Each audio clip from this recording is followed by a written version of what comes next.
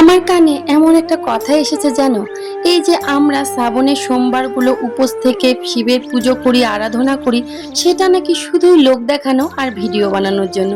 এই কথাটা শোনার পর আমার কিন্তু খুব গায়ে লেগেছে।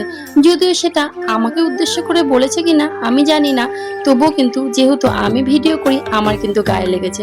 নমস্কার, আমি শ্রেয়া। আমার আরো একটি নতুন ভ্লগে তোমাদের সকলকে স্বাগত জানাই। সকলে কেমন আছো? আমি কিন্তু বেশ ভালোই আছি। আজ শ্রাবণ মাসের চতুর্থ সোমবার, আর তোমাদের সকলকে জানাই শ্রাবণের সোমবারের অনেক অনেক শুভেচ্ছা। আজ সকালে ঘুম থেকে উঠেছি ওই 7:30 নাগাদ। আমার কিন্তু ভোরবেলা ওঠার ঘুম থেকে খুব একটা অভ্যেস নেই। ঘুম থেকে উঠেই সকালে সবার আগে সব ঘরগুলো ঝাড় দিয়ে নিয়ে আমার বিছানাটা তুলে ঝেড়ে নিলাম। তারপর সোজা চলে গেলাম রান্নাঘরে।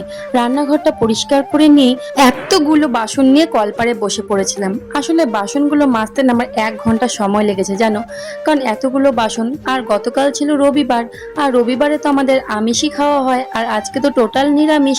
সেই কারণে অনেক বাসন বেরিয়েছে। আমি সব বাসনই প্রায় মেজে নিয়েছি কিন্তু, আর রান্নাঘরটাও খুব ভালো করে পরিষ্কার করে নিয়েছি। আমাদের রান্নাঘরেও কিন্তু বাসন মাজার জায়গা আছে, তবে আমি না সেখানে বাসন মাজি না। আমার কলপারে খোলামেলা জায়গায় বাসন ছড়িয়ে নিয়ে খুব ভালো করে পরিষ্কার করতেই কিন্তু আমার ভালো লাগে। আর কলপারে যেভাবে পরিষ্কার হয় আমার মনে হয় সেটা ঘরে বেসিনে না সেইভাবে কিন্তু বাসনগুলো পরিষ্কার হয় না। এটা আমার একান্তই মতামত।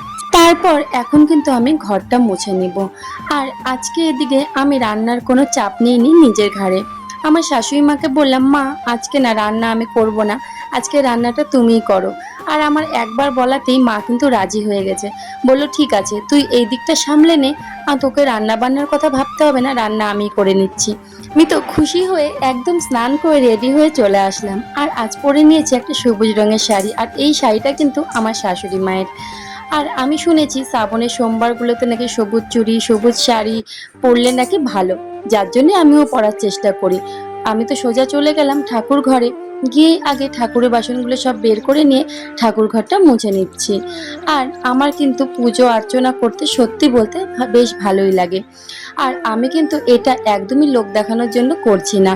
যে এই কথাটা বলেছিল তার জন্যই কিন্তু আজকে আমি এই উত্তরটা দিচ্ছি। যদি আমাকে উদ্দেশ্য করে বলে থাকেন, তাহলে এই শ্রাবণ মাসের সোমবারগুলো আমি 2018 থেকে কিন্তু করি, তখন আমার বিয়েও হয়নি। আর যেটা শিবরাত্রি সেটা তো আমি অনেক দিন আগের থেকেই করি, তখন ক্লাস 6-7-এ হয়তো পড়ি। আমার এটা ছোট থেকে করে আসার অভ্যাস। আর এই শ্রাবণের সোমবারগুলো যখন আমার দিদির বিয়ে হয়, দেখি দিদির বিয়ের পরে আমার দিদিও করতো, দিদির দেখা দেখি কিন্তু আমারও শেখা। তখন তো আমি আর কোনো সোশ্যাল মিডিয়াতে ভিডিও দিতাম না, তাহলে তখন কেন আমি পুজো করতাম? কি ঠিক কিনা? আমি তখনও পুজো করে এসেছি, আর আমি এখনো পুজো করি। যেহেতু আমি তোমাদের সাথে আমার ডেলি লাইফের ভিডিও শেয়ার করি, সেই কারণে আমার মনে হয় এটাও আমার ডেলি লাইফের মধ্যেই পড়ে। সেই কারণে আমিও কিন্তু শ্রাবণের সোমবারগুলোর ভিডিও তোমাদের সাথে শেয়ার করি। আর তোমরা কিন্তু অনেকেই আমার ভিডিও দেখতে পছন্দ করো, সেটা তোমরা অনেকেই কিন্তু আমাকে কমেন্টে জানিয়েছো। আর সেটাতে আমার আরও কিন্তু ভালো লাগে বেশি বেশি করে ভিডিও করতে। যাই হোক, লোকের কথা তো আমি কানে নেব না, আমি তো আমার মতন ভিডিও করে যাব। আর হ্যাঁ, আমি আর একটা কথা বলতে চাই, হয়তো পুজো করতে করতে ভিডিওই করছি, কোনো অন্যায় তো কাজ করছি না, অন্য মানুষের মতন কোনো অশ্লীল ভিডিও এইসব তো আমি আর করছি না, একটা পুজোর ভিডিওই করছি। আমি সোশ্যাল মিডিয়াতে অনেককে দেখেছি ঠাকুরকে নিয়ে ভিডিও করে, ঠাকুরকে সেবা দেয়, পুজো করে গোপালের বা বিভিন্ন ঠাকুরের। তো আমি কিন্তু তাদেরকে খারাপ কখনোই বলবো না।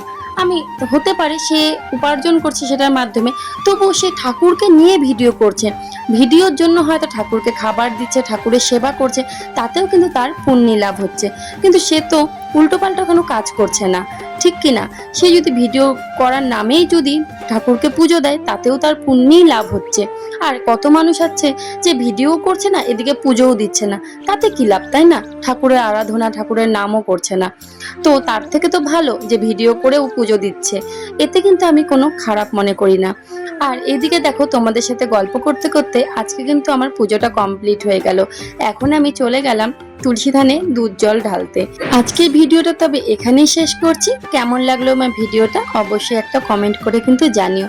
আর তোমাদের এক একটা কমেন্ট আমার কিন্তু অনেক শক্তি বাড়ায় পরের দিনের ভিডিও বানানোর জন্য।